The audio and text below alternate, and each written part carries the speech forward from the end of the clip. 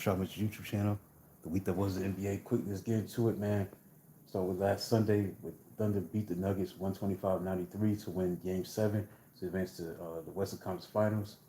Big time game by the MVP, Shai Alexander. Played like an MVP, 35 points, 12 of 19 from the field. He was 3 for 4 from three. The thing about him, he doesn't put emphasis on a three-point shot. He definitely has an all-around game, a turnaround game. He has a post game, mid-range, takes the ball to the basket, gets to the free throw line. He does what he does outside of shooting a three, and that was the difference in that game last week. 125-93 was the final score in that game. Then we fast forward to Tuesday, where the Thunder started their conference finals at home against the Timberwolves, as they won by a score of 114-88. That was the final score in that matchup. 114-88. 31 points for Shai Alexander. He scored 20 of his 31 points in the second half, and as they beat Minnesota 114-88. Self-explanatory. That's what there was just another route. Just a route. But the drama was in the Eastern Conference Finals, where the Pacers overcame a 14-point deficit. There's something that you rarely see in an NBA playoff game when you're trailing by 14 points under 3 minutes to go.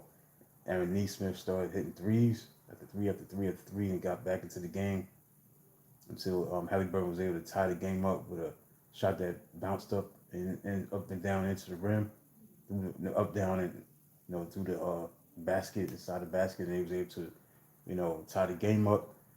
Because once he shot that ball, man, it just bounced up and went right in, and that was it.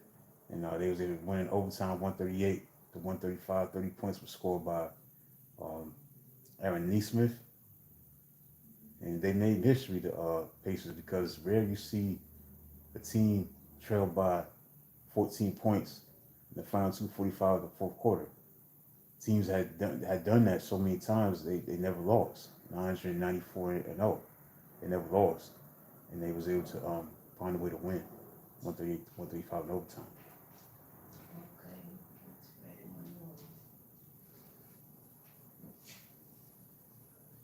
So that was a tough loss for the Knicks in that fashion. So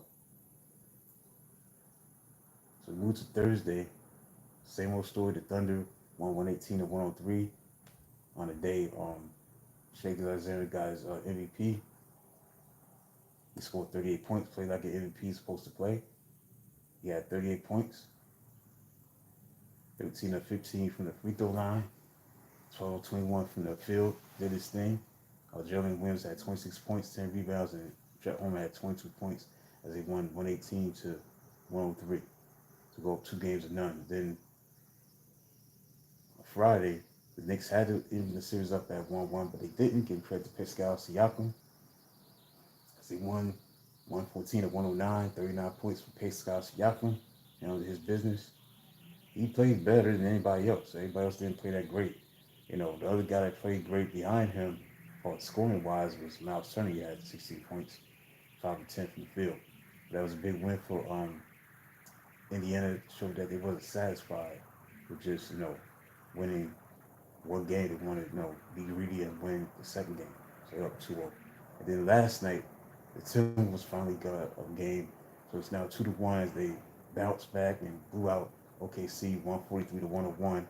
Dominated, led by Effie Edwards, 30 points.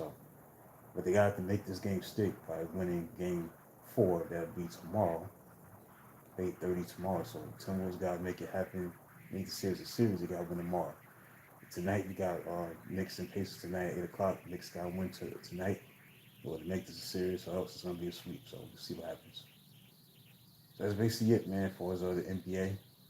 Briefly, I want to get into the NBA briefly, and that'll be it. I'll be back tomorrow for the classic books with Rashad Mitchell. Continue on with Matthew, chapter 13, 14, 15, and then get into the 1983 NC State Wolfpack. That'll be tomorrow for the March Madness book. So that's it briefly about the week that was in the NBA. College fans are on its way, undergoing.